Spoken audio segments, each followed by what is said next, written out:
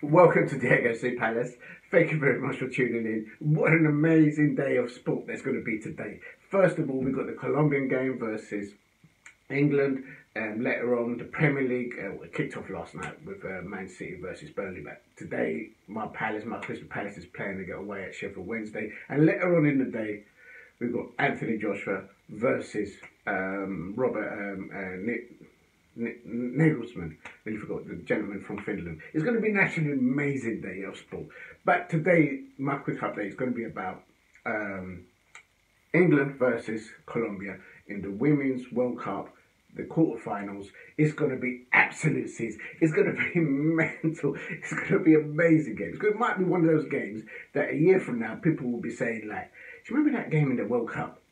Never mind the final, but remember that game? What was it? Oh yeah, it was between England versus Colombia. It was absolute seas. It might be one of those, and I'm going to tell you why. I think we're going to start off with the with the England lineup, with the England side first, and then with the Colombian. My take on the Colombian side. But before that, both coaches, in my opinion, both coaches are immensely talented. If you look at Serena Wigman, if you look at Nelson Abadia, in my opinion, they're able to set up their teams in a way, in respect to who they're going to be battling against. And during as the game evolves, I think that they're very much able to adapt to circumstances under pressure. So it's going to be an amazing contest. I think if you're a coach, if you're a manager out there, if you're a football fan, I'm sure you're going to be looking at to see how the teams are laid out to begin with, and how the managers and how their coaching staffs adapt as the game evolves with different circumstances. I think both of them, they know they're up against, it's going to be a great duel. Of course, for Nelson Abadia, if he's able to be victorious over England today, it's going to catapult him to levels towards where Serena Wigman is at the moment, in my opinion. So it's going to be an amazing side, I think, from just looking at it from a coaching to coach duel, in my opinion. Now, I'm going to start with the England one. With the Lionesses, I've learned to watch English football since childhood. As you're aware, I'm wearing Colombian colours with my lovely Adidas. I'm wearing colours for Colombia. I was born in Colombia. Don't forget your roots. You don't forget your roots. But I've been bred and buttered in South London, as you can probably tell by the accent. Anyway, so when I watch England, the Lionesses play, when I watch women play football, whether it's at club level or at international level, I kind of look at the levels of four players that I've always seen, and I'm thinking they're like tier one. And no particular order, there are four England players that I always look to see, other players look to see if they can reach their levels. The first one I'm going to throw in there is Jill Scott. The second one I'm going to throw in there is Jordan Nobbs. Third one in there, I'm going to put in there Lucy Bronze, and the last one I'm going to throw in there, Frank Kirby. If I had to pick my favourite Lioness football player that I've seen, I don't want to pick. I'd have to go with Frank Kirby. Just. Oh no! Wait a minute. I might flip flop. No, I don't flip flop. Diego C. Palace never flip flops. No, I'm gonna stick with Frank Kirby. But in all lessons, when I listen to England Lionesses play, or when I watch women football, those are the four names that I look at the players to see if they're reaching to those levels. I think how the team's going to be laid out today. Of course, today they're not with Lauren James, their top scorer at the moment. I quickly want to touch on what happened with her in the previous game. I think she had dealt with it remarkably well. I think that Lauren James didn't go and hide in the hotel after it happened and say like, oh, I don't know, I'm not going to do this anymore. She ain't like, I don't think she's like that. And more importantly, I think that she has a great group of players around her, a great manager to say, we're still in the tournament, we've still got training to do. And right after all that happened, you saw her in training, helping the Lionesses get into shape, getting ready for the next match, which obviously is against Colombia in the quarterfinals. So for me, that speaks volumes to me, and I think she'll be fine. I think that's fine. It's a passionate sport. You're going to make mistakes, and I think I believe that Lauren James will be fine, and she'll move on okay. But has she been available? I will no doubt that, in my opinion, Serena Wigman would have picked her to play against Colombia. I think she would have been a starter. So, but that's not to say that they are not able to provide a performance and get a win for the Lionesses today, because there's squad in depth in there, and they've got Serena Wigman.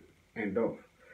So for me, quickly on England, if they turn up thinking that they just want to get to if there's complacency there to the point where they allow that to get into the game, and they're not able to show Colombia their best qualities because they haven't hit top form, in my opinion, in the competition, then for me, Colombia has players that can score from the winger side, from the midfield, and from the back line. A left back can score. They know where the goal's at. They don't need to be told.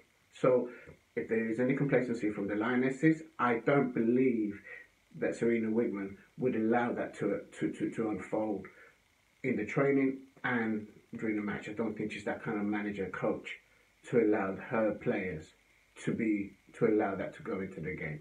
So it'd be interesting to see. But for the Lionesses, I wish you all the best. And you're going to break my heart today. I know you will. But that's it. So that's what on the England side. Now on the Colombian side, quickly. Yes, chicas.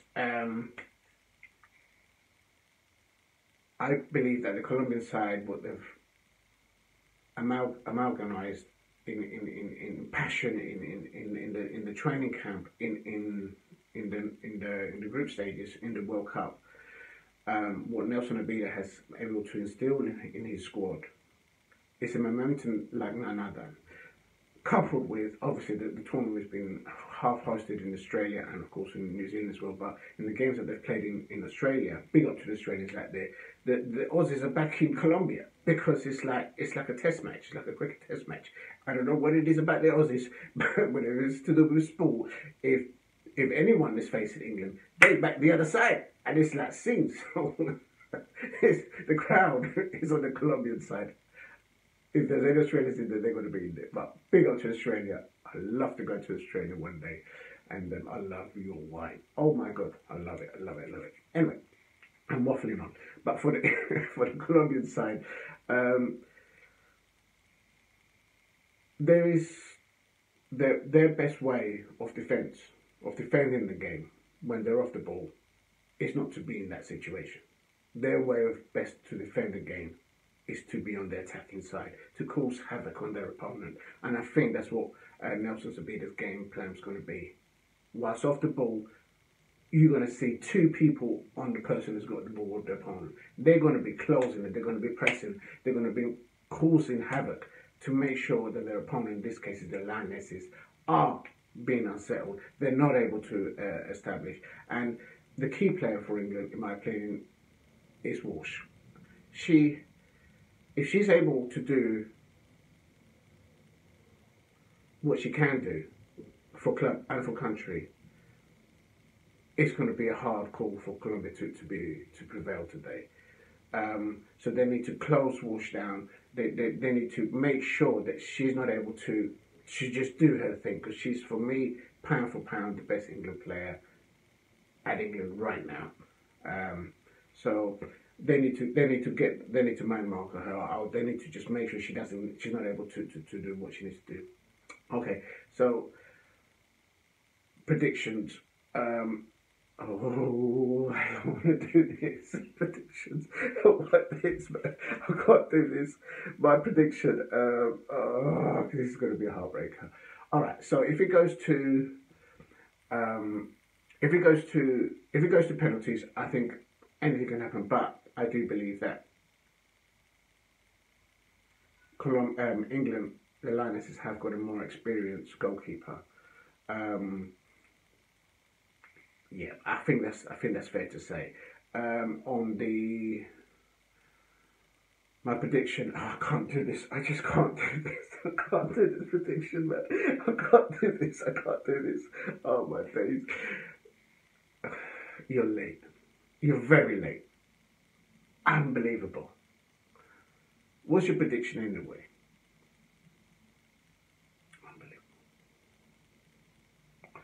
The Spoon is saying that the Spoon's prediction is that the Lionesses are going to whoop Colombia. Well, if you remember the last prediction, the Spoon predicted that Jamaica was going to whoop Colombia. Well, it didn't materialize. Actually, I'm going to say this. If it doesn't work out today for the Lionesses, it's the Spoon. It's the Spoon that jinxed you, okay? It wasn't me. It was the Spoon, all right? Because that's what it is. It's just, don't look at me. I can feel the look right now coming at me. It's the Spoon. Orientated to the Spoon. Real talk. My prediction, if there is a bit of complacency from the Lionesses and they're just not able to bring their A game to the match, I'm going to go for Colombia 2, England 1. But if Walsh and England bring their A game, I think England will win I think England will win 1-0. But boy, that's going to be a heartbreaker for me. It's going to be singing for me. Because I'll tell you something, real talk, this game's going to break my heart. Colombia versus England. And then if my Palace don't get a result against Sheffield Wednesday, and then if Andrew Joshua does knock out Robert Helenius from Finland, that's my weekend gone. I mean, it's just, I want to be able to breathe. I want to be able to breathe on Sunday. Amen to that. I need it to happen. Something, please. I need a result today. If you're new to the channel, please subscribe at Diego C. Palace. Big up to the Spoon. Blame the Spoon for everything that goes wrong today. Please go and check out on Insta, Diego C. Palace. For those of you who have been showing love to me at Insta, I haven't forgotten. You know who you are.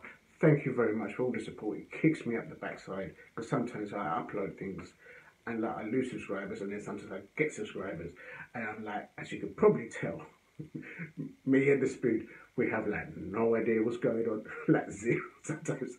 But I'm enjoying it, and I hope you all are. So good luck to the Lionesses. Vamos Colombia. Crystal Palace, come on, let's get 3 points in the bag. And AJ, Anthony Joshua, just do your thing, man. Come on, man. Just make my weekend complete. This is Diego C. Palace here. Thank you very much for watching. And Spoon, you know what? Thank you very much for watching. Please subscribe at Diego C. Palace, and I'm grateful. Spoon, you and I need to work on our communications, because I said the time that we were supposed to be here on time, and you didn't turn. What are you doing? What are you doing? This ain't about you, Spoon. This ain't about you. This is Diego C. Palace. This ain't Spoon Palace. You're taking liberties, Spoon. Come over here, you. Come over here. You're taking liberties.